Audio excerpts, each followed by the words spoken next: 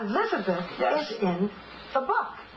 Because during the campaign, as you may remember, Palin came under fire when it was reported that $150,000 in campaign funds, remember, were spent in her wardrobe. She said she never asked for this, and she returned all of the clothes, but the damage was done. So in her book, she thanks Elizabeth, and she thanked me when we did the interview. Want to see? Take a look. Yeah. You write, my family was made to look like a herd of hillbillies who had come to the big city and started living hard on the hog. Why didn't the campaign defend you at that time? I will never know why there wasn't more defense of my family. My family is a real American family, not pretentious, just hardworking. The clothes all went back. Finally, we got to kind of tackle the issue thanks to Elizabeth. She introduced me once in a rally, and she said, instead of the issues, they are focused, fixated on her wardrobe. This is deliberately sexist. Right on, sister. So after Elizabeth introduced me, I got up there on stage, and I said, the jacket that I'm wearing is from my own consignment shop in Anchorage, Alaska, and I'm happy to be in my own clothes. And then, of course, the campaign wasn't pleased with me that I went rogue and tried to set the record straight again. Yeah, her book, by the way, is called Going Rogue, and that's one of her complaints against the people who were the campaign aides and were running the show.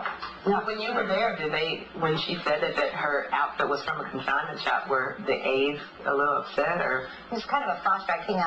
She thought first, wow, my voice is annoying, and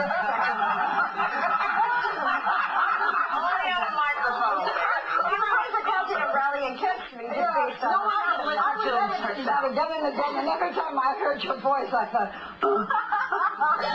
it's not what I say, it's just the sound of it, I guess. After I did introduce her, and then I talked about how they didn't mention the most important accessories, meaning the flag pin she wore for her son fighting for our rights. And then she got up and then did address the fact that she sort of felt a relief, like, okay, you opened the door, I'm going to address it, and she did. Right after that, I will say, there was a sense of cell phone panic that I saw around the camp because she did go off script. And all I kept hearing was, off script, off script, off script. And there was a sense of, I thought, an undeserved panic. Look, a lot was at risk, obviously. A lot was on the table. We're talking a presidential campaign, and I'm sure things are incredibly monitored throughout the case on both sides. But there did seem to be a sense of panic when she just was candid. Yeah. Did that happen after the Katie Couric interview? No, they don't know the timeline on this. I think it's before the Katie Couric interview. It's in Tampa. I let her go to Katie Couric because that would have been off script then. No, that was planned. But you know, from the very beginning, and we talked about this morning, when it was announced right after she was chosen, that Bristol, her daughter, was pregnant. And she said, oh, you know, the campaign sent out, they were just so happy about it. And she said, no, I wasn't happy about it. I wanted to say so. I wanted to write something. They wouldn't let me. So it happens almost from the beginning. What do you think of this? This cover of Newsweek, which I think is so disrespectful to Sarah Palin. She did this because this was for I think Runners magazine.